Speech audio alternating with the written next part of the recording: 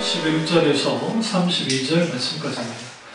하나님 말씀 누가복음 15장 11절에서 32절 말씀까지입니다. 말씀이 길기 때문에 13절만 보겠습니다. 그 후 며칠이 안 되어 둘째 아들이 재물을 다 모아가지고 먼 나라에 가 거기서 허랑방탕하여 그 제사를 낭비하더니. 아멘. 말씀 제목 탕보 하나님입니다. 탕보 하나님입니다. 우리가 이 탕자라고 번역된 방탕이라고 번역된 영어 단어는 프레디걸이라고 하는 그 형용사입니다. 그 의미는 우리가 생각하듯이 제 멋대로 군다라는 의미가 아니고 무모할 정도로 씀씀이가 해프다 혹은 하나도 남김없이 다 쓴다 혹은 쏟아붓는다라는 의미를 갖고 있습니다. 오늘 이제 하나님, 이 비유에서 이 아버지는 하나님이신데요. 비유 속의 진짜 의미에는 도대체 이 하나님이 어떤 하나님인가? 팅커렌 목사님은 이 하나님은 탕부시다. 어울리지 않잖아요. 우리 하나님께 어떻게 감히 탕부라고 할 수 있는가? 그런데 탕부 하나님이라고 이제 그렇게 말합니다. 예수님의 비유는 예수님의 가르침의 3분의 1 정도를 차지합니다. 그런 만큼 비유가 굉장히 많아요. 그런 의미에서 비유를 잘 이해해야 됩니다. 우리 비유를 이해하려면 적어도 크게 두 가지 사전 지식이 필요한데, 하나는 성스시대의 일상 생활을 알아야 돼요. 그게 알아야 이 비유를 이해할 수 있고, 다른 하나는 문화적 배경 또한 알아야 돼요. 어떤 문화 속에서 이런 일들이 벌어졌는지. 그래서 예수님의 이 비유가 이제 어떤 의미에서는 일반적으로 다른 비유 속에는 선한 사마리아인의 비유 있잖아요. 그 선한 사마리아인의 비유도 이렇게 아주 충격적인 겁니다. 이 소개를 제가 하겠지만 거기도 했었죠. 왜 충격적이냐면 오늘 여기 나오는 탕보 막장 드라마예요. 여기 제대로 된 사람이 없어요. 그러니까 둘째 아들도 제대로 된 사람이 아니고 비유에 나오는 아버지도 제대로 된 사람이 아니고 겉보기 어떻게 보면 큰아들도 제대로 된 사람이 아니에요. 그 이유는 뭐냐면 그 시대의 배경을 통해서 알 수 있어요. 둘째 아들이 재산 달라고 막 쫀다고 해서 계속 매달리고 달라고 했다고 해서 너무 오늘 보면 성경에 보시면 너무 쉽게 유산을 그냥 분배해 줘버려요. 근데 이스라엘에서는 살아있는 부모가 유산을 주는 경우는 없어요.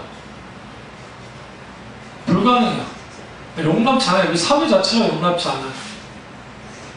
그래서 이 아버지가 뭐 임종을 앞두고 있으면 뭐 그럴 수는 있는데, 그게 아니고 멀쩡하게 살아있는데 아버지한테 유산을 달라고 하는 둘째 아들이나 또 그 달라고 한다고 그대로 유산을 주는 누구도 아버지나 똑같아요. 원래 보는 막장 드라마는 이거 우리가 어떻게 읽어야 되냐면요, 여러분 비유를 읽을 때 이렇게 읽으셔야 돼요. 이 시대의 청중이 되는 거예요. 유대의 청중이. 그러면 누가복음 15장에 있는 청중은 누구냐? 15장 1절 보세요. 모든 세리와 죄인들의 말씀을 들으러 가까이 나오니. 지금 이 비유를 듣는 청중은 누구냐? 모든 세리와 죄인들이에요. 근데 이들만 있는 건 아니고 바리새인과 서기관들이 수군거리는 겁니다. 더 큰 문제가 있어요. 2절에서 이 사람이 죄인을 영접하고 일단 그들을 받아들이고, 이걸로 끝나지 않고 테이블 펴놓으시 식탁 교제를 하는 거야. 음식을 같이 먹는 게 문제가 된 거야. 이게 무슨 행동일까? 이제 우리 이걸 너무 쉽게 생각하는 게, 또 같이 밥 먹는 게 뭐 그게 대수인가? 뭐 그게 큰 문제인가? 큰 문제예요. 왜냐면 이스라엘은 기본적으로 정결법이 있기 때문에 부정한 사람과 같이 식사 자리 하지 않아요. 저 은사 교수님이 이스라엘에 15년 살았는데 그렇게 친하게 지내는 유대인 친구가 15년 동안 딱 한 번 초대했대, 자기 집에. 근데 그것도 기적이에요. 절대로 초대하지 않아요. 하물며 죄인들과 세리들과 예수님이 같이 식사를 한다는 것은 그 시대나 오늘날의 지금 정통반 유대인이나 상상할 수 없는 일이었다는 거예요. 그 일을 하신 거예요. 그리고 난 다음에 주님이 비유를 하시는데 크게 세 가지 비유가 여기 누가복음 15장에 나오는데, 하나는 잃어버린 양의 비유, 100마리 양 중에 한 마리 양을 잃어버린 양을 찾아가는 목자의 비유가 나오고, 또 하나는 드라크마 비유. 이 드라크마는 헬라 사람들이 썼던 그 돈이에요. 그러나 사실상 예수님 당시에는 이 드라크마가 그렇게 크게 쓰이지 않았던 게 로마의 지배 안에 있었기 때문에, 그래서 주로 이게 우리 여러분 그 상징이죠. 결혼 상징물. 그러니까 뭐 우리로 말하면 이제 반지 아니면 뭐 기타 그런 의미예요. 상징물로서 이 드라크마가 이제 주어지는 것을 보게 되어집니다. 그리고 또 하나는 뭐냐면, 이제 오늘 여기 보시면 잃어버린 아들의 비유 혹은 탕자의 비유라는 그 비유가 이제 나오고 있습니다. 그러면 여기서 이제 우리는 1세기 당시 예수님의 설교를 듣고 있던 청중의 위치에서 이 설교를 들어야 돼요. 일단 첫 번째. 두 번째는 이걸 충분히 알게 되면 오늘날의 시대에도 우리가 한번 또 봐야 돼요. 이제 우리 시대도 다르잖아요. 그럼 나는 오늘날 우리 시대의 큰아들인가 아니 내가 둘째 아들인가, 그걸 좀 볼 필요가 있습니다. 사전 작업으로 여러분이 이제 수요 설교와 금요 설교를 들었으면 제가 일가하지 않고 그냥 즉각 그냥 탐구 하나님으로 들어갈 수 있는데, 그러지 않았기 때문에 조금 다루는 겁니다. 그러면 이 비유에서 이제 나오는 등장 인물은 누구죠? 탕부 아버지, 그 다음에 둘째 아들, 그 다음에 우리가 이제 그 큰아들, 그리고 또는 동네 사람들, 그 일꾼들. 그러나 그들은 아주 그러니까 엑스트라이기 때문에 크게 등장하지 않습니다. 그러나 그들의 시선도 중요해요. 왜 그러냐? 아버지가 갑자기 송아지를 잡고 자취를 벌이잖아요. 그 이유가 뭐냐면 그 마을 사람들 때문에, 부분 그 사람들 때문에 이제 일부러 송아지를 잡는 겁니다.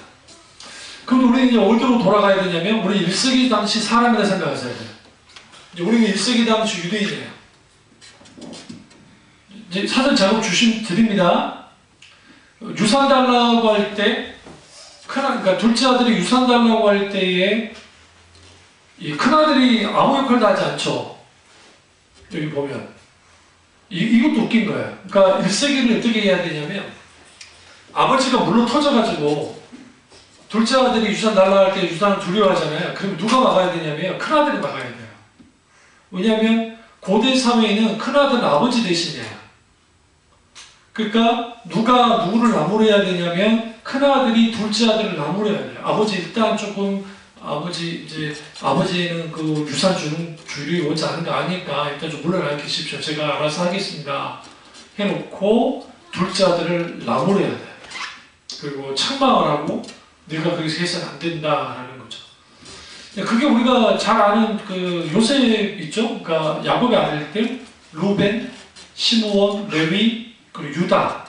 근데 루벤이 그 야곱의 첩을 건들잖아요. 그러니까 이게 형역하면 안 되는 거야. 그 어떻게 하죠? 요셉을 죽이려 하잖아요. 도단에서 요셉을 형제들이 죽이려고 하죠. 근데 누구가 거기에 같이 가세를 안 했어요? 루벤은 안 했어요. 근데 왜 루벤이 그 동생들에게 먹히질 않았냐면, 동생들은 알고 있던 거예요. 루벤이 아버지의 첩을 건드렸던 것을.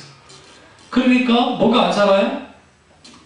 저게 고리가 살지 않는 거예요. 그러니까 먹히지 않는 거예요. 그러니까 루벤이 그 당시 제대로만 형독화를 했던 사람이면 요셉이 그렇게 뭐 하진 않아요? 웅덩이에 빠지거나 죽을 위험에 가지 않아요. 자, 그 말씀 드리려고 하는 거예요. 그만큼 큰아들의 위치는 아버지 대신이기 때문에 굉장한 큰 의미를 갖습니다. 그런데 예수님의 비유를 딱 들어요. 이제 시작이 딱 이렇게 시작하잖아요. 예수님이요. 어떤 사람에게 두 아들이 있었어. 그러니까 사람들이 두 아들이 있었대. 그 둘째가 아버지에게 말하되 아버지 재산 중에 내게 돌아올 유산을 좀 내게 주십시오 라고 말을 합니다. 그러니까 아버지가 갑자기 보세요. 그 삶을 각각 나눠줬다는 거예요. 여기에 무슨 언쟁도 없고 거기에 갈등도 없고 이 예수님의 이 비유가 왜 이게 충격이냐면 둘째 아들이 아버지한테 유산을 달라 했다고 이스라엘 사람 무슨 생각이 이제 아버지가 이제 임종을 앞두고 있었나 보다 라고 생각하는데 임종을 앞두고 있는 아버지가 아니고 건강한 아버지예요. 살아있는 아버지예요. 그런데 그 아버지가 줘버린 거예요. 나눠준 거예요. 더 문제는 13절에 구후에 며칠이 안 돼서 둘째 아들이 재물을 다 모았다. 이제 우리 이거를 재물을 다 모았다고 하니까 이게 별거 아니라 생각은 그게 아니고 아버지한테 양도 받았을 것이고 소도 받았을 것이고 땅도 받았을 거잖아요. 현금화 시킨 거예요. 며칠 안 돼가지고. 추진력 보세요.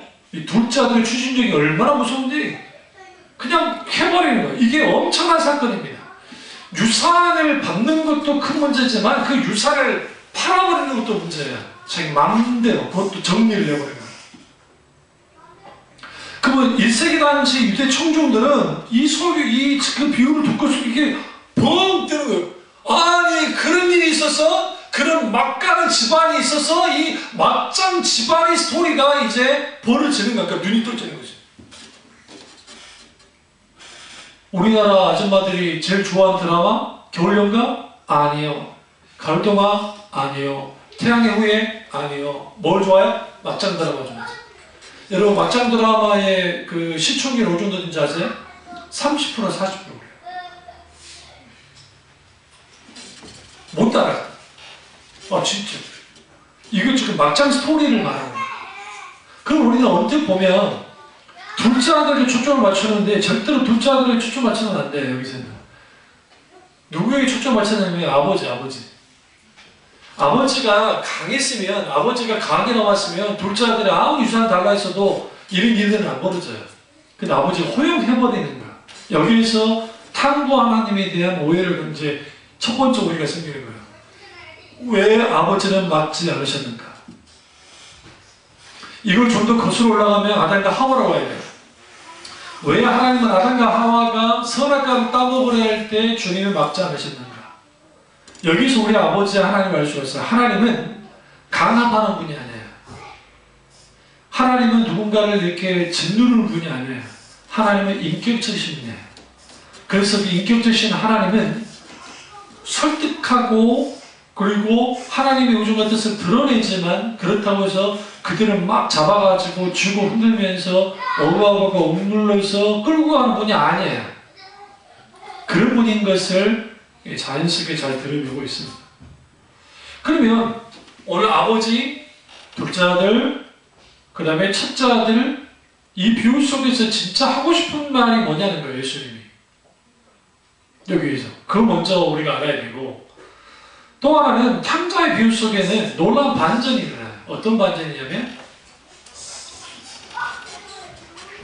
둘째 아들을 먼 나라 가 조랑방탕하고 와서 죽은 줄만 알았던 아들, 잃어버린 아들이 돌아와서 얻었잖아요.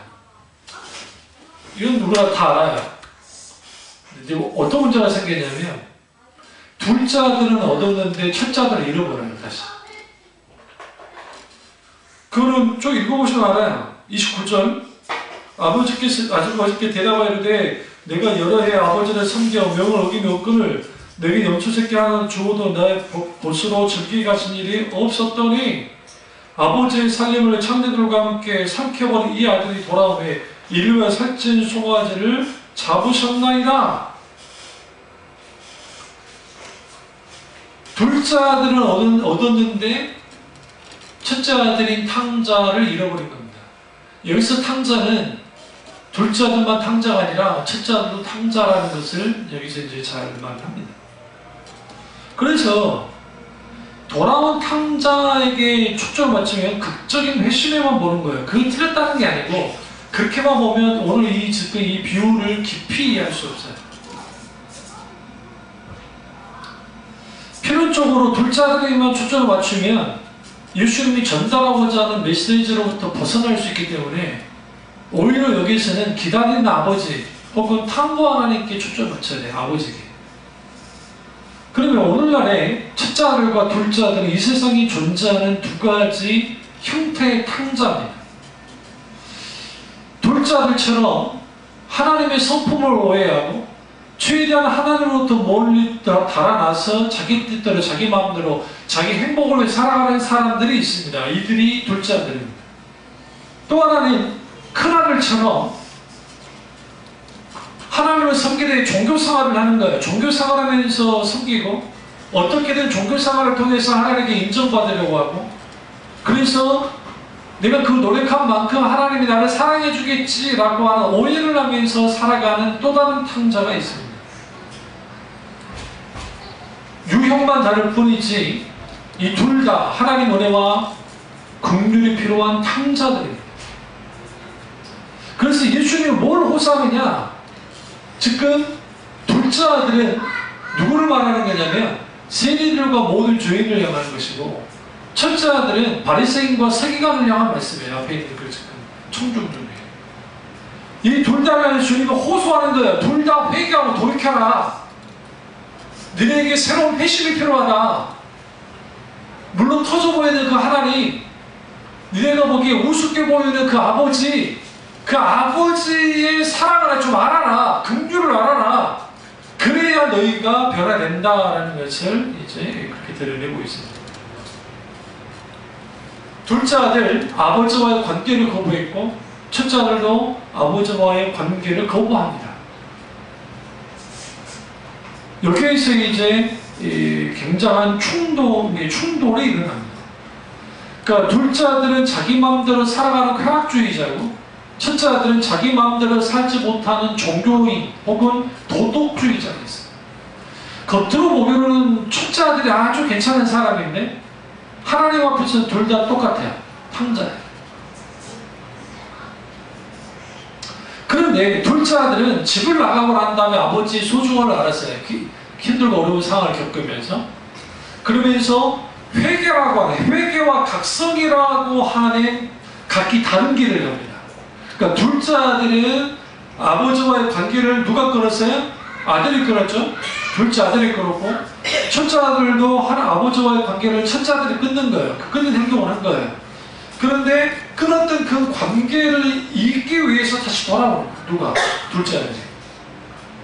근데 돌아올 때 관계 설정을 어떻게 하고 돌아오냐면 품꾼의 하나로 관계 설정하고 돌아와요. 둘째 아들이. 그런데 아버지는 어떻게 받아들이냐면 아들로 받아줘요. 이게 관계 회복이 이렇게 돼요. 그러나 아버지와 첫째 아들 대화 속에서 애야 내가 가지고 있는 건 다 너 거야 할 때 애야라는 표현에 집중하셔야 돼요. 이게 친아들에게 하는 표현이에요. 마치 아이에게 사랑 가득한 표현을 하는 건데 나는 너에게 어떤 관계로 가냐? 너와 나는 부자 관계잖아. 난 부자 관계로서 나는 너에게 이렇게 말하고 있어. 그런데 첫째 아들은 어떻게 나와요? 품꾼의 하나로 반응을 해요. 이게 굉장히 중요한 거예요. 그러니까 둘째 아들은 품꾼의 하나라도 써줄 줄을 믿고 그렇게 되기를 바라고 아버지께로 돌아왔는데 아버지의 아들이 되어버리잖아요. 회복되잖아요. 둘째 아들은 자기가 아버지 아들로서 산 게 분명한데 그 마음을 들여다 보니까 그는 아들로서 산 게 아니라 품꾼의 하나로 살았다고요. 어떻게? 아버지가 하신 명령을 한 번도 거친 적이 없어요. 여러 해 동안.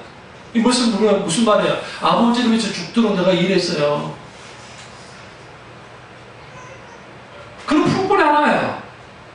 그러니까 아버지는 보세요. 이 탐구 하나님은 둘째 아들에게도 부자지간의 관계를 계속 추구하고 큰아들을 향해서도 부자지간의 관계를 추구하지만 둘째 아들이 그 관계를 깨고 나갔다가 돌아와서 부자관계가 다시 회복이 되지만 첫째 아들은 분명히 아버지와 부자관계에 있는 줄 알았는데 품꾼의 하나로 있는 종과 주인이라고 하는 관계 설정 속에 계속 있게 되는 거예요, 이 사람이.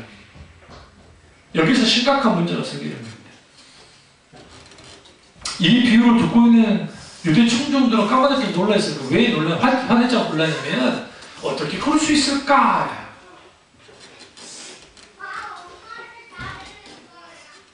그러면 이 형은 어떤 형이냐? 이 형은 그 첫째 아들은 아버지 집에 살면서 아버지가 어떤 분인지를 몰랐어요. 오해하거든요. 어떤 오해? 아버지가 내 친구들을 위해서 염소새끼 한 마리라도 잡아주지 않았지 않습니까? 하면서 그 아들을 향해서 아주 인색한 아버지라고 생각한 거예요. 그리고 또 하나는 아버지는 호구인 거죠. 호구. 아버지는 호구십니까? 기생들하고 술 먹고 그렇게 다 날린 저 녀석에게 어떻게 살찐 송아지를 잡아줄 수 있습니까? 이 송아지가 굉장히 가치가 있거든요. 엄청난 가치. 그러면 그 속에서 그 사람의 생각은 뭐냐면 아버지와 자기 관계를 아주 계산적으로 보는 거예요. 첫째 아들. 계산적으로. 여기서 중요한 게 그 탐구 하나님은 계산 안 해요. 그러니까 탐구 하나님의 특징은 자녀를 계산 안 해요. 여러분 자녀들에게 계산합니까? 사람 줄 때? 그렇지 않잖아요. 계산 안 하거든요. 저 같은 경우에는 우리 딸이라고 해서 덜 주고 아들이라고 더 주는 경우 없어요. 또 우리 이삭이가 한 살 어린 동생이라고 해서 덜 주고 경유이가 한 살 많다고 해서 더 주고 그런 경우 없어요. 둘 다 동일하게 줘요. 용돈을 주든지 뭘 하든지. 근데 이 아버지는 계산이 안 되는 분이에요. 그래서 탐구하는 거예요. 아니 유산 남겨주고 떨어주고 계산기 두드리고 봐야 남는 게 없죠. 아깝지 않은 거예요. 다 죽어도 아깝지 않은 하나님, 다 털털 터는 하나님. 누구를 위해서? 우리를 위해서. 그러잖아요. 우리를 죽일 수가 없어서, 우리를 버릴 수 없어서 그 외아들을 버리신 청강 목사님 그 찬양 가운데, 응? 우리를 버릴 수가 없으니까 아들을 버리는 하나님이에요. 이게 누구와 관계가 있냐면 아브라함과 관계가 있어요. 아브라함이 모리아산에서 이삭을 바치러, 실제로 바치러 합니다. 하나님이 막았어요. 실제로 바치진 않았지만 영적으로는 진짜 바친 거예요. 그래서 성경 보시면 여러분이 성경을 깊이 안 봐서 그러는데 아브라함이 그 모리아산에서 내려올 때 혼자 내려와요. 같이 안 내려오고. 성경 자세히 보시라. 여러분 그냥 뜨문뜨문이가 그러는데 그 이유가 있어요.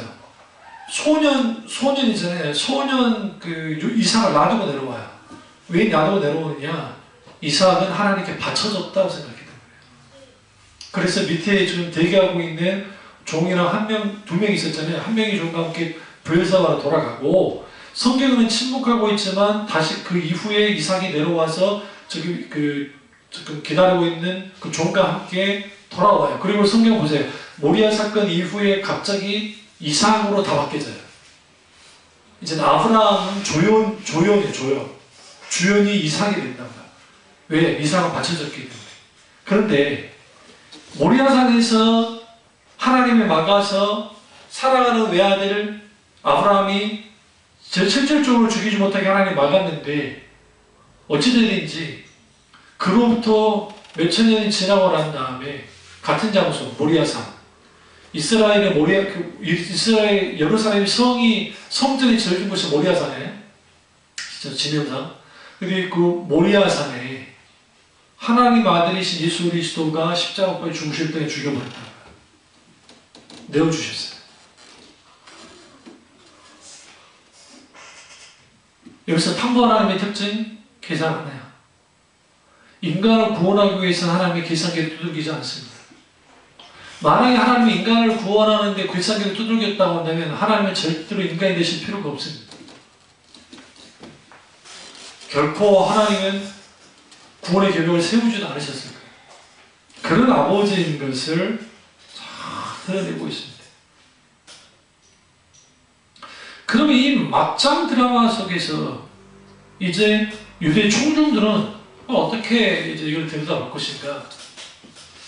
이 지금 예수님의 이 비유는 이건 너무 충격적인 거야. 그러니까 이게 엄청난 충격적인 게 왜 그러냐면 여기 이 둘째 아들이 지금 생존해 하려고 16절 그가 돼지 먹는 주염 열매로 배를 채우고자 하니 주는 자가 없느니라. 여기 돼지 먹는 주염 열매에 집중하시는 그 돼지를 쳤다고요. 근데 이스라엘은 돼지를 부정한 동물로 여기기 때문에 이스라엘은 돼지를 안 쳐요. 그럼 데가몰리 지역에 군대 귀신 들렸을 때 예수님이 귀신을 쫓아내죠. 귀신들이자 거기 이방적이에요. 이방적이라고. 이 돼지고기는 주로 누구를 위해서 치는 거냐면 로마 군인들 그리고 이방 상인들을 위해서 돼지고기를 했던 거예요. 그런데 지금 이 사람이 먼 나라까지 갔는데 유대인으로서 돼지를 쳤다? 그럼 유대 청주는 무슨 생각하냐면 와 이거 막갔구만. 차라리 죽고 말지 굶어 죽지. 돼지로 먹던 음식을 여기 얻어 먹으려는데 오늘날 말하면 취업 사기를 당했어요. 안 준 거야. 성경 보세요. 먹을 걸 안 줘. 취업 사기를 당하자 비로소 아버지 집에 먹을 것이 많다. 영식이 넉넉하다 생각하고 아버지에게 돌아올 생각을 해요.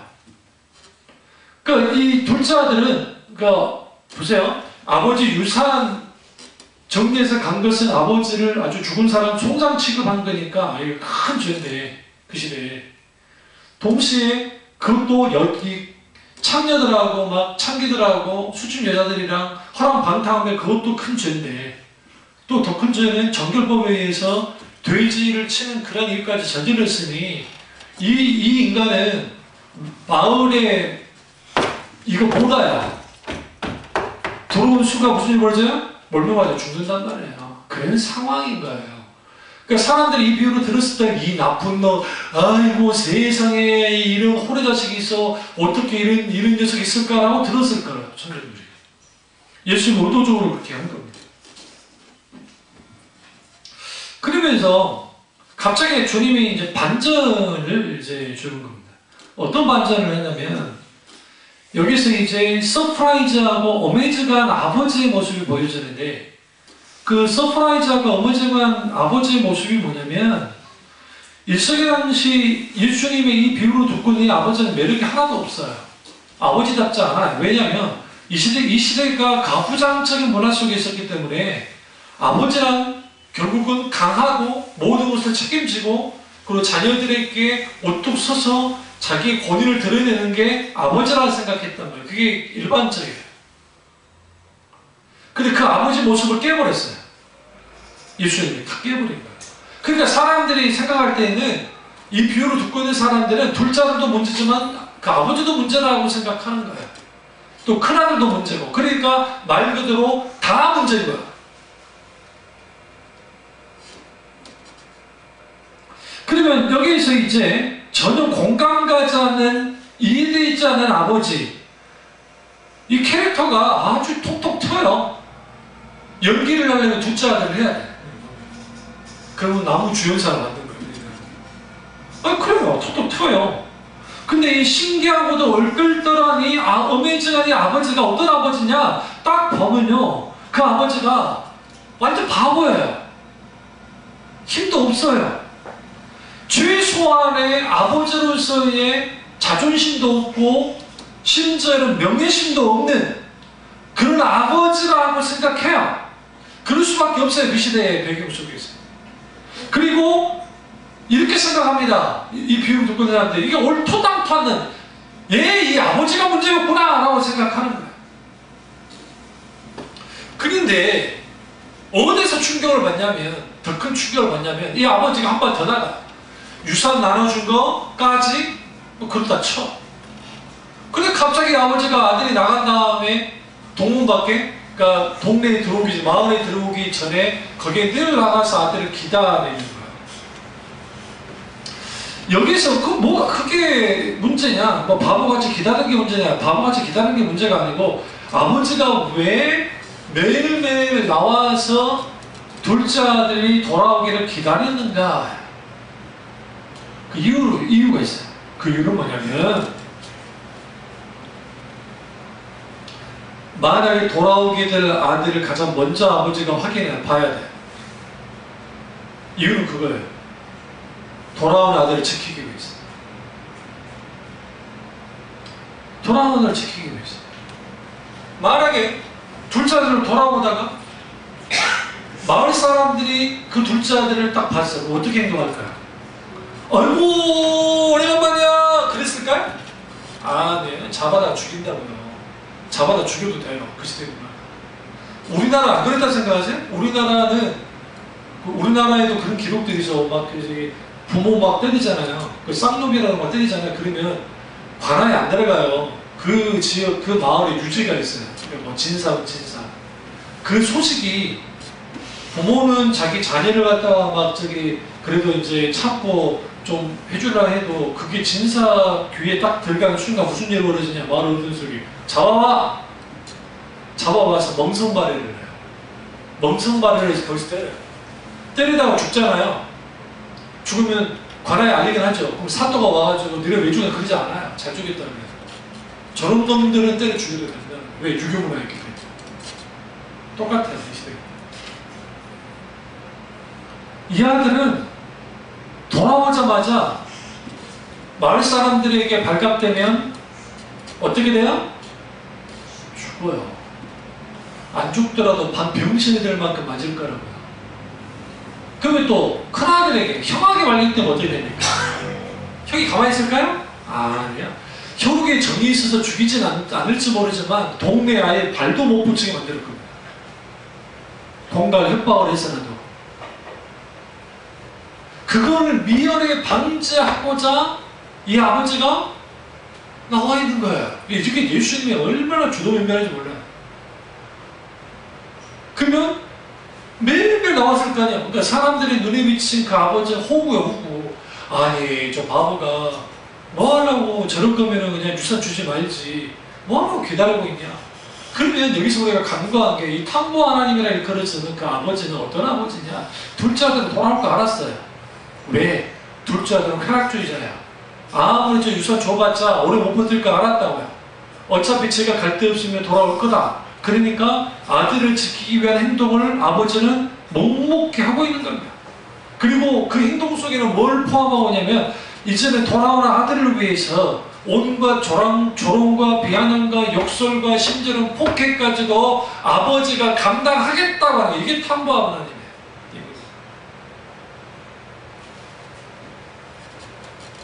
놀란 거 뭔지 아세요? 탕자가 이제는 절레절레 신발도 없이 거짓골하고 힘없이 아이고 좋아라 뭐 달려라 한이처럼 달려왔겠어요? 이제 고향 가까울수록 천근만근 이제 무슨 생각을 할까요?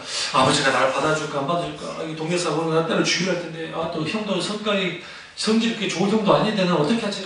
내가 저지른 일이 있어가지고 어떻게 하지? 이걸 하고 있는데 고개를 살짝 들었더니 성경은 뭐라고 그래요? 누가 빨리 다가오는 거야. 누가 먼저 봤다 이 성경이. 아버지가 먼저 봤다고 성경 말은. 20절 보세요. 아직도 거리가 먼데 아버지가 그를 보고 측인이 거리가 멀어요. 좀 멀어요. 멀다는 것은 뭐냐면 지금 동네 밖에 나와 있잖아요. 아버지가 나와 있는데 좀 멀잖아요. 먼데도 아버지를 알아보는 거예요. 그러니까 아버지가 달려가는 거예요. 그리고 아들에게 오는 거예요. 누가 낚아채기 전에? 동네 사람들이 낚아채기 전에, 큰형이 낚아채기 전에 하나님이신 그 아버지가 우리를 탐자와 같은 우리에게 달려오는 거예요. 이 행동 자체가 제 비유를 듣고 있는 사람들에게는 파격적이에요. 어떻게 저런 아버지가 있지? 벨도 없나? 잘 들으세요. 하나님은 인간을 구원하기 위해서 간이고 슬기고 다 보냈어요. 그래서 안셀름이라고 하는 동방신학자 저게 영향을 줬던 분 중에 한 분인데, 안셀름이라고 하는 그 신학자가 뭐라고 했냐면, 하나님의 인간 되심과 예수 때 십자가의 죽음 이런 것들에 의해서 그 무모한 하나님, 무모하고도 멍청한 하나님 혹은 바보 같은 하나님을 알았어요. 하나님의 인간 구원을 위해서 기꺼이 바보가 되셨다. 그 하나님의 바보 되심이 인간을 구원했다. 이거 하나님 욕하려는 게 아니라 하나님은 그런 분이다. 모습이 드러나는데 이걸로 끝나지 않아요.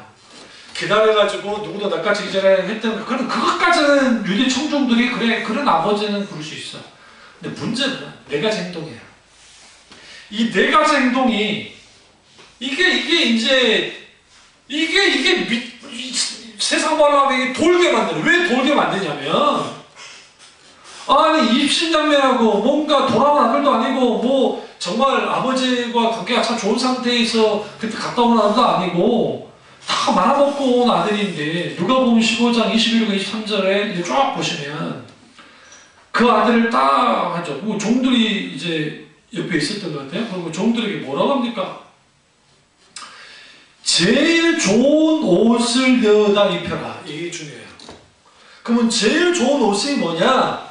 고대 사회에서 제일 좋은 옷은 채색 옷이에요. 채색 옷이라는 게 색깔 옷이라고 생각하면 안 되고 소매가 길어요. 이렇게 우리나라 그 뭐 춤출 때 막 그런 것처럼 그렇게 길진 않지만 이게 길어요. 소매가 길다는 것은 뭘 의미해요?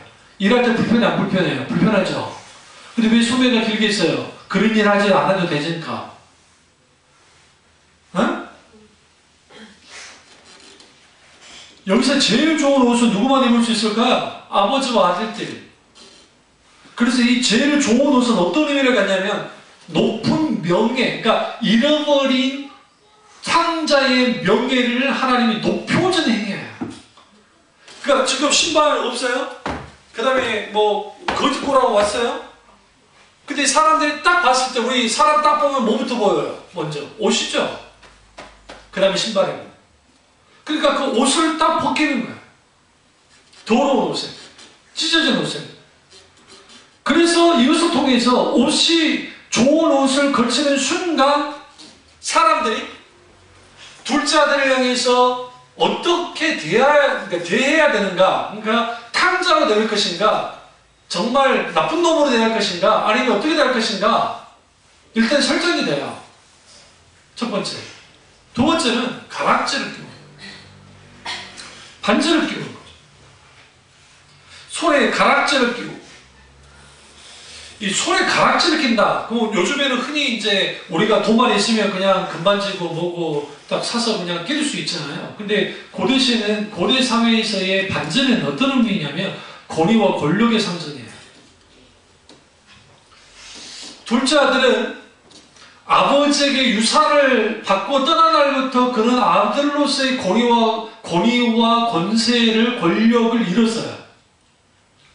잃었다는 표현보다는 스스로 버려버렸어요. 내팽개쳤어요. 그런데 아버지가 가락지를 끼워줌을 통해서 아들의 앞으로 지금 이 아들이 나의 아들이라는 거, 아들의 권위를 갖고 있다는 거, 누구도 그 권위를 함부로 건들지 말라고 하는 증표를 준 거예요. 여러분 혹시 배너라는 영화 보셨죠? 예전에 요즘에 나왔던 거 다시 리메이크한 배너 말고 옛날 찰스 헤스턴이 나왔던 보시면 노자비로 막 이제 친구의 모함을 받아가지고 노예까지 그리고 전락을 하잖아요. 그래서 배 노사공들은 그 시대에 다 죽어요. 가장 천천한 사람들 죽고 싶어서. 그래서 기록에 보면 그 노젓는 사람들이 다 죽고 싶어 했다는 거예요. 사는 게 힘들어요. 근데 거기서 국적으로 살죠. 그때 그 로마 장군을 구한다고요. 로마 장군을 이제 전쟁하다가 배가 파괴돼서 그 사람 구해요. 그걸 한 다음에 로마 장군의 가장 먼저 한 행동이 뭐냐면 옷이에요. 똑같아요. 자색 옷. 그럼 귀족이었기 때문에. 그래서 옷을 딱 입혀줘요. 그러나 뭐예요? 가락지 끼워줘요. 그 다음 뭐예요? 신발 끼워요. 양자가 된 거예요. 그 사람의 양자가 돼요. 영화에 보시면. 소설도 그렇고. 근데 지금 이 행동이 뭐냐면 양자 잡는 행동과 똑같아요.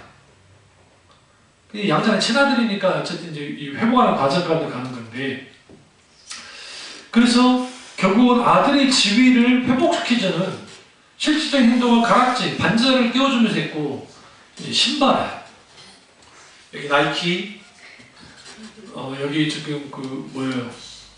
아쉬, 아쉬 50만짜리 넘는 거. 근데 그런 신발 아주 귀하잖아요. 그런데 요즘이야 귀하죠. 우리나라도 집신만 신고 다니잖아요. 그 대부분이 일반 평민들이 집신이고 그 가죽 꽃신이라는 건 누가 신습니까? 쉽지 않죠. 관원들이야 돼야 이제 그 가죽신을 신는데 고대 이스라엘에서는 다 신발이 있는 게 아니고 노예는 신발을 안 줘요. 첫째 이유 도망치니까. 첫 번째 도망칠 수 있으니까. 두 번째 이유 노예라는 것이 보여져요. 조선시대에 길거리 가다가 이 사람이 쌍놈인지 양반인지 아니면 중인인지 다 알아요. 의복으로. 그러니까 신분사회는 그걸 다 해요. 그래서 양반 하나가 지나가면 옆에 비껴야 돼요. 부딪히기라만 하면 골치 아파지니까 비껴야 돼요. 그러니까 그런 것처럼 이 신발은 이 종이 아니고 아들이라고 하는 실질적인 이제 완전한 증표가 돼요. 신발 자체가. 그럼 그 시대에는 누구만 신발을 쓸 수 있었느냐? 주인의 가족, 그리고 자유인. 그러니까 여러분 이제 복음서 보시면 그 서신서에 사도 바울이 나면서부터 로마 시민이었다고 그러죠. 그때 베스토 총독이 하는 말이 나는 돈 주고 사서 나는 로마 시민이 됐어 라고 하는 말이 나와요. 그러면서 거기에 자주인과 자유인이라는 표현이 나와요. 여러분 이제 그냥 넘어가서 그러는데 자유인은 말 그대로 자유한 사람들이에요. 그래서 이 사람들은 신발을 신어요. 신발. 그래서 신발을 신느냐 안 신느냐에 따라서 이 사람이 자유인이다 아니다 할 수 있어요. 그러니까 노예이다 아니다 할 수 있다고. 그러면 지금 이 아들은 뭐야? 지금 신발이 없는 상태에 왔으니까 당연히 노예인 거예요. 노예. 도망 노예. 추노 아시죠? 추노. 장혁이가 잡으러 다닌단 말이에요. 도망쳤다. 그러면 이 신발이 이렇게 되는데 이 신발을 신긴다는 것은 아들이 둘째 아들이 이전에 누리던 아들의 신분으로 완전히 복귀되었고 이제 그 신발을 신고 어디나 다닐 수 있는 거예요. 너는 어디로 다니든지 너는 신발을 신고 다니기 때문에 너는 나의 아들이라는 거다. 그렇게 한 거죠. 근데 이제 이 행동, 신발을 시켜줬는데 또 하나의 행동입니다. 이제 이게 결정적인 행동이에요. 그게 뭐냐면 잔치를 벌이는 거예요. 여러분 그냥 가족 잔치할 것 같으면 그냥 토끼 몇 마리 잡아다가 닭 몇 마리 잡아다가 먹으면 괜찮아. 근데 왜 앞에는 살찐 송아지였을까? 여러분 어느 시대이나 소는 아주 귀중해요. 그래서 소는 주로 어떤 소를 잡아먹을까요? 나이 들어서 이제는 비리비리한 것들을 잡아먹을까요? 진짜 부자가 아닙니다. 이제 얼마 안 되면 죽어. 그땐 잡아먹어요. 잔인하죠? 죽도록 부려먹고 잡아먹죠. 근데 송아지는 절대로 안 잡아먹어요. 특별한 날이 아닙니다. 근데 여기서 중요한 게 마른 송아지는 살찐 송아지. 이 살찐 송아지라는 의미는 뭐냐면 아주 최상의 고개예요. 이 잔치는 어떤 잔치예요? 최고의 잔치를 아버지가 벌여버려요. 마을 잔치를 벌인 거예요. 조촐한 잔치가 아니고 마을 잔치를 크게 벌여버린 거예요. 왜 그렇게 벌였느냐? 이유가 있어요. 동네 사람들을 초청을 합니다. 그러니까 동네 사람 오겠죠? 마을 원로들도 오겠죠? 물을 거 아니에요. 무슨 날인데 저기 잔치하는 거예요? 저기 다른 게 아니고 둘째 아들이 돌아왔습니다. 그것 때문에 제가 잔치하는 겁니다. 오세요 오세요. 그러면 거기에 잔치에 참여한다는 것은 잘 들으십시오. 잔치에 참여한다는 것은 그 아들을 마을 사람들이 받아들이겠다는 거예요. 근데 보니까 성경에 잔치를 하는데 사람들이 즐거워하죠. 다 모인 거예요. 그러면 그 둘째 아들 때문에 왔을까요? 아니에요. 이 아버지 때문에. 아버지 때문에. 그 아버지가 그 일을 벌인 거예요. 그리고 그렇게 함을 통해서 아버지가 첫째, 아들이 돌아왔다는 소식을 알리고, 두 번째, 아들을 내가 완전히 용서했다는 것을 천명해버리는 거예요. 사람들 앞에서 드러내버리는 거예요. 그러니까 이제는 거기서 무슨 일이 벌어졌느냐, 더 이상 사람들이 너는 탕자야, 너는 정말 나쁜 놈이야, 너는 불효자식이야 라고 누구도 따져 묻거나 누구도 거기에 대해서 막 뭐라 하거나 하지 못하게 된 거예요. 다 막아버린 거예요. 그 일을 누가 했어요? 아버지가 한 거예요. 물로 터져 보이는 아버지가 모든 것을 쏟아버리는 거예요.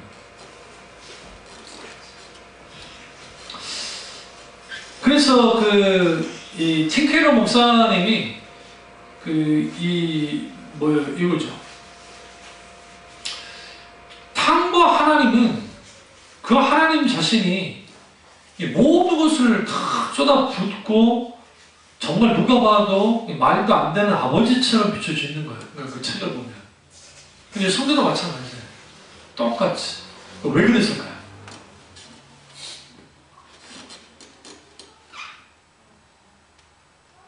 탕과 하나님에 있어서의 아들의 가치는 그 아버지의 전부예요. 아니면 전부 그 이상이에요. 하나님에게 있어서 여러분이나 나의 가치는 어느 정도일까요? 생각해 보셨어요? 자, 예수님이 아니라 예수님 가치다. 예수님만한 가치를 갖고 있다. 맞아요. 하나님에게 있어서 각자 우리 인생은 하나님의 전부를 내어줘도 아깝지 않는 가치를 갖고 있어요. 그게 아니었으면 절대로 뭐하지 않아요. 하나님이 우리를 구원하지 않았을 거예요. 그럼 우리가 그런 존재이기 때문에 그렇습니까? 그렇지 않아요. 아버지가 그렇게 여겨주시는 거예요. 하나님이 그렇게 평가해 주시는 거예요. 그러니까 지금 이 탕부 아버지는 너무너무 관대해요. 그런데 여기서 조심스러운 게 있어요. 그렇게 물러터진 아버지인데 갑자기 아버지가 이게 다른 모습이 보여요. 그게 뭐냐면 큰아들과 대화 속에서 나타나요. 그러니까 회개하고 돌이키고 오는 아들에게는 나의 모든 전부를 주는 아버지지만 회개하고 돌이키지 않는, 다시 말하면 종교적인지는 몰라도, 그리고 좀 더 윤리 도덕적인지는 몰라도, 그러나 아버지의 긍휼과 그리고 아버지의 그 사랑에 대해서 갈급해하지 않는, 그러니까 아버지가 전부입니다 라고 하는 태도를 갖지 않는 그 큰아들을 향해서는 뭐예요? 둘째 아들을 대변합니다. 어떻게 대변하느냐? 단호하게, 부드러우면서도 단호하게. 32절 보세요. 이 동생은 죽었다가 살아났으며 내가 잃었다가 얻었기로 우리가 즐거워하고 기뻐하는 것이 마땅하다 하니라 하면서 예수의 비유를 다 끝내버려요. 이게 여러분 예수님의 행동 속에서 이사야서를 읽다가 갑자기 이사야서를 딱 중단하고 더 읽어야 되는데 그 의도적인 행동을 하시는 거거든요. 그런데 딱 중단해요. 그러면서 딱 보면 여기에 어떤 부자에게 천지기가 있는데 하면서 낭비를 했다. 여기 똑같은 프레디컬이라는 단어가 그대로 똑같이 나옵니다. 뒤에서도. 근데 여기서 큰아들은 어떻게 됐을까라는 질문을 던질 수밖에 없죠. 여기는 뭐냐면 이제 그 시대의 바리새인과 서기관, 오늘날 우리를 향해서도 종교에 불과한 소위 기독교인이라는 사람들을 향해서 너희는 어떻게 해야 되겠냐.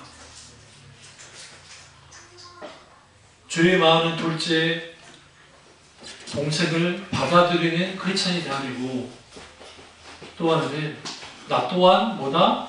탕자형을 인정해서 기꺼이 아버지가 뭐라는 애가 들어가서 자체에 참여해라.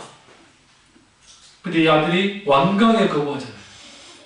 거부할 뿐만 아니라 아버지를 향해서 독서를 날립니다. 직격탄을 날리는 거예요. 그리고 30절에 그 큰 형의 태도가 나오는데 그 시선이 창조들과 함께 삼켜버린 거 어떻게 알아야 아들이 돌아온 지 이제 왔는데 그럼 뭐예요? 안 봐도 뻔히 안다는 거죠. 다시 말하면 둘째 아들을 향해서 둘째 동성을 향해서 너무 쉽게 정죄해버려요. 그 아버지는 만났어요? 멀리서 만나러 왔어요? 보자마자 야, 너 뭐 하다가 왔니? 야, 너 뭐 그 꼴이 뭐냐? 아이고 이놈아 왜 그렇게 됐어? 라고 하지 않으셨어요. 묻지 않으셨어요. 그 행동을 보세요. 하나님의 그 아버지는 측은히 여겼어요. 첫 번째. 큰형에게 뭐가 없어요? 측은히 여기는 게 없죠. 긍휼을 여기는 게 없죠. 이게 치명적인 거예요. 우리가 신앙생활 하면서 하나님을 믿으면서 누군가를 향해서 긍휼히 여기는 마음이 없다면 이거는 정말 치명적이라고 해요. 그리고 목을 안고 입을 맞췄다. 달려갔고요. 목을 안고 입을 맞췄어요. 기뻐하죠.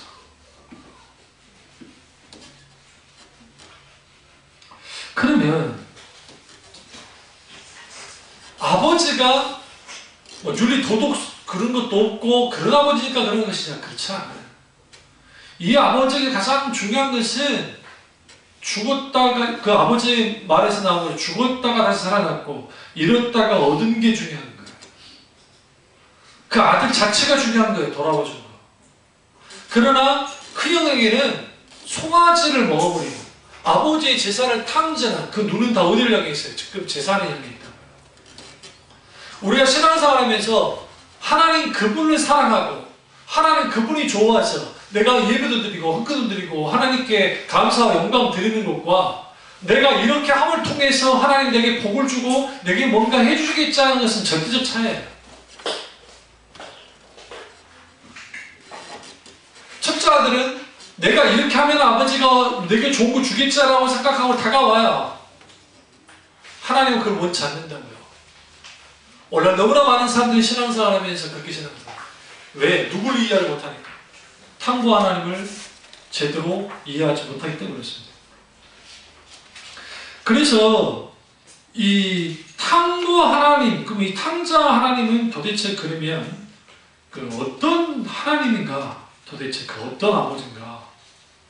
말 그대로 앞뒤 재지 않고 아낌없이 자녀에게 내어주는 아버지입니다.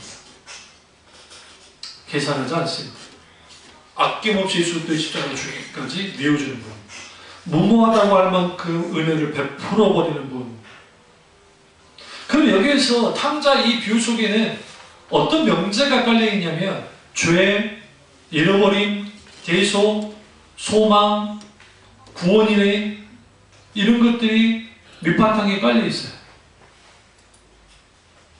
그런데 여기서 중요한 게 둘째 아들이 한 게 하나도 없어요. 첫째 아들이 한 것도 하나도 없어요. 누가 다 해?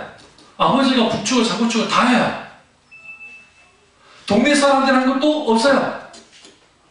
아버지만 다 해요. 아하! 이 비유를 듣고 있는 사람도 그런 거예요. 이 아버지 물로 터진 줄 알았는데 물로 터진 분이 아니었네? 아니 순순히 막 죽어하니까 막 물어 터지고 왜 그런 아버지 있는 줄 알았는데 세상에 이 아버지는 그 마음의 하늘 같아서 너무너무 커서 감당이 안 되는 아버지인 거예요. 누가? 죄인들이. 누가? 하나님을 떠난 사람들이. 누가? 세리들이. 누가?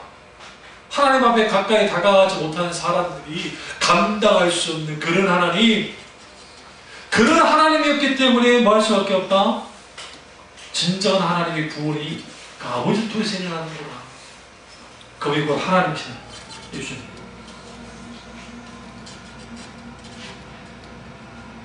그래서 탕자의 비유에서의 핵심은 둘째 아들에게 초점 맞추는 거 그럴 수 있다고 생각하고 하지만 하나님 앞에 있으면 우리 모두가 다 탕자라는 거야. 사실은 우리가 큰아들 탕자일 수 있고 작은아들 탕자일 수 있고 정도의 차이가 있지 다 탕자인데 우리가 그러면 뭘 붙들어야 되느냐?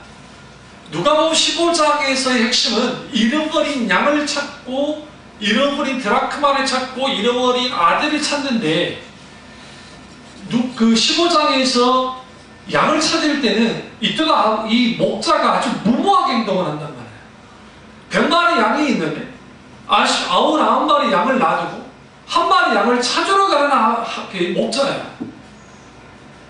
근데 그 목자가 이 목자 빼놓고 다른 목자라도 있으면 괜찮은데, 그 목자가 지금 이 양들을 끌고 왔는데 99마리 양을 놔두고 한 마리 양을 찾으러 가는 목자라고요. 그분이 하나님이시라고요. 그분이 예수님이시고. 그러니까 하나님은 인간의 계산에 의해서 움직이는 분이 아니에요.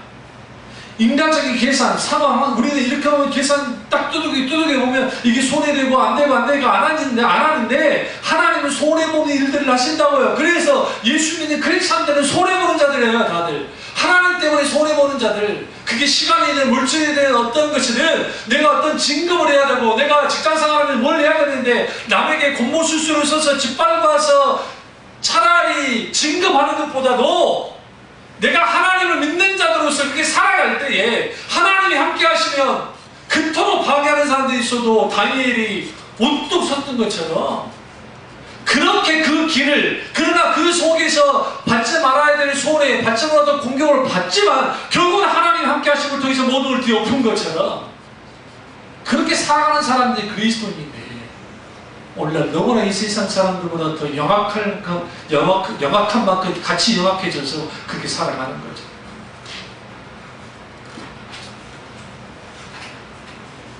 그리고 그 탐구 하나님은, 탐구 아버지는 바로 앞에 있는 것을 보는 것이 아니라 그 너머의 것을 보는 아버지예요. 그러면 이 아버지가 큰아들이 이런 반응하지 못할 몰랐을까요? 예상했을 거예요. 왜? 유산 달랄 때 큰아들이 맞지 않았잖아요. 예수 교육가. 그러면 그 아버지 속에, 아버지는 뭐냐면 큰아들도 같이 잔치에 들어오기를 원하셨어요. 그러니까 오늘 자칫잘못하면 예수님의 바리새인들을 미워하셨거든요. 근데 그 바리새인이라는 그 사람을 미워한 게 아니었어요. 그들의 생각, 그들의 가치관, 그들의 종교관들, 잘못된 외식하는 것, 그들 주님이 미워하신 거예요. 그래서 바리새인들의 가르침은 우리가 받아들이되 그들의 행위를 미워하시잖아요. 그거야. 근데 이 서기관들과 바리새인들은, 이들은 뭐 하느냐? 어떤 반응을 했느냐? 이 비유를 듣고 미친놈이구만 그랬어요. 예수님 속으로 수근거릴 수밖에 없죠. 왜? 그런 아버지가 어디 있어? 1세기 당시 그런 아버지 없어요. 이 말씀 드리려면 그런 아버지 없어요.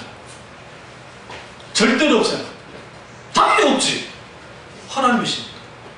예수님 그분 자신이 하나님이시잖아요. 예수님 외에는, 하나님 외에는 그런 분이 없어. 얼마나 감사합니까? 우리 하나님은 부처같이 않아서 감사하고, 우리 하나님이 알라같이 않아서 감사하고, 우리 하나님이 힌두이즘에 2억 5천만 되는 그런 신같지 않아서 감사하고, 신도이즘에 일본이 한 800만 된다는데 그 신같이 않아서 감사하고, 우리나라는 한 76개 정도 신이 있다고 하는데 그러지 않아서 감사하고, 성경에서만 그 인격 주신 하나님, 그 하나님은 그 탐구라고 칠케로 목사님이 그랬죠. 이게 아주 역설적인 표현이에요. 왜 하나님은 그토록 무모하셨을까? 그 이유가 뭘까요? 그 하나님이 크고 광대하시고 위대하고 아름다운 분이기 때문에. 그분이 정말 큰 분이 아니셨다면, 그분이 정말 하나님, 그분이 강하고 능하신, 전지전능하신 하나님이 아니었다고 한다면 이런 일들은 불가능해요. 인간의 창조는, 인간의 구원은, 모든 우주 만물을 창조한 이 모든 것들을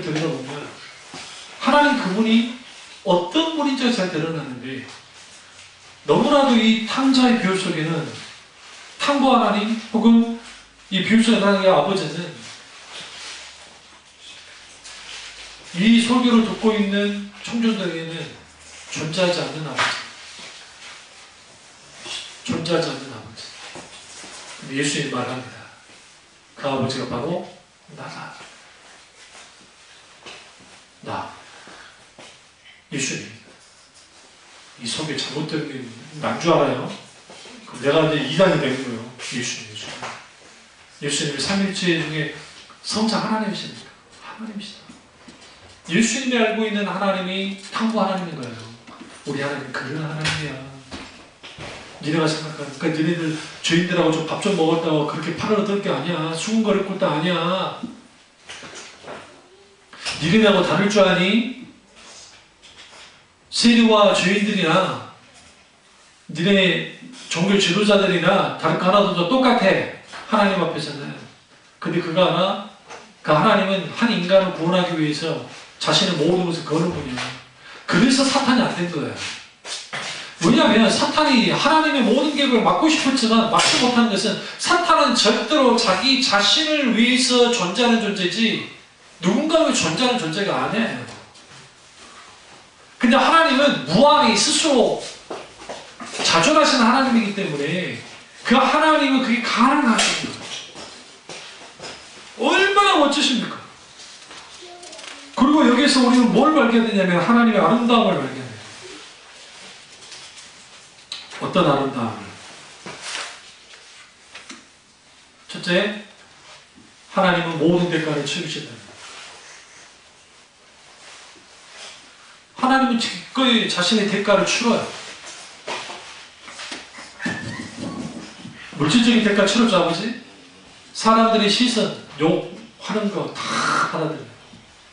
심지어는 큰아들과의 대면했을 때에도 대가를 치러버려요. 둘째 아들이라는 게 아니에요. 여러분 지금 이 상황에서 막 욕하고 화내 막 했으면 둘째 아들 나와야죠. 근데 왜 안 나왔을까요? 비유적으로. 아버지가 못 나온다는 거야. 너 여기 있어. 이거 네가 깰 자리가 아니야. 내가 할 자리 해결해야 돼. 우리의 모든 죄, 우리 속에 있는 수많은 것들 아버지가 해결하신다고요. 그래서 나오신 거예요. 대가 치르시죠. 대가 치르셨고, 근데 이것은 독특한 대가를 치르신 거예요. 그리고 동시에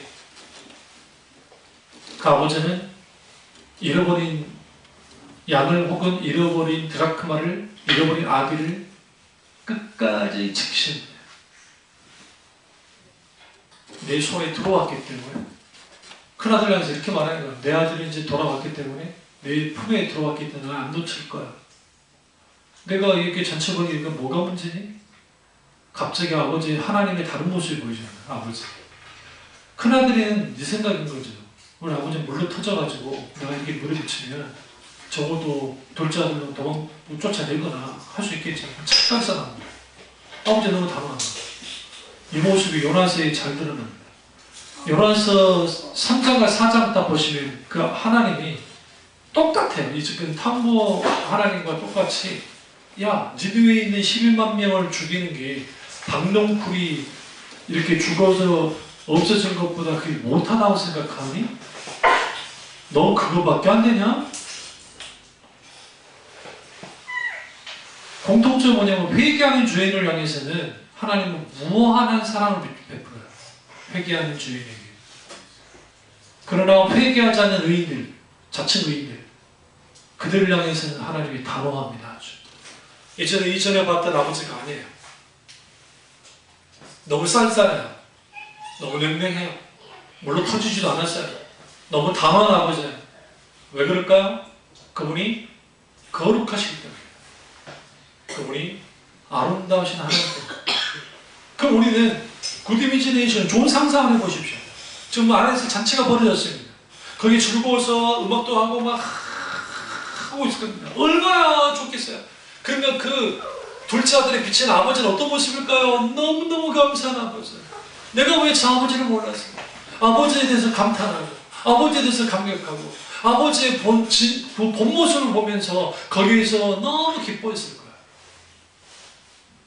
그런데 밖에 있는 아들은, 큰아들은 이 모든 일들이 자기와 관계 없는 거야. 이제 이게 중요해요. 이게 나랑 무슨 상관이 있단 말이야. 근데 아버지는 뭐라 해요? 너하고 관계 있다고 그러잖아요. 너 관계 있으면 너 들어와. 우리는 관계 없다고. 아버지는 관계 있다고 그래요. 관계 있어. 관계 있단 말이지. 그래서 우리가 중보기도는 신자들이 반드시 해야 될 것들이에요. 어떤 누군가의 연약함들이 있을 때 그게 비춰지면 그들의 기도를 요청하지 않는다 할지라도 기도로 나가요. 저 같은 경우도 뉴스 보다가 어떤 상황이나 사건들 갖고 있으면 나도 기도해요. 순간에 불쌍히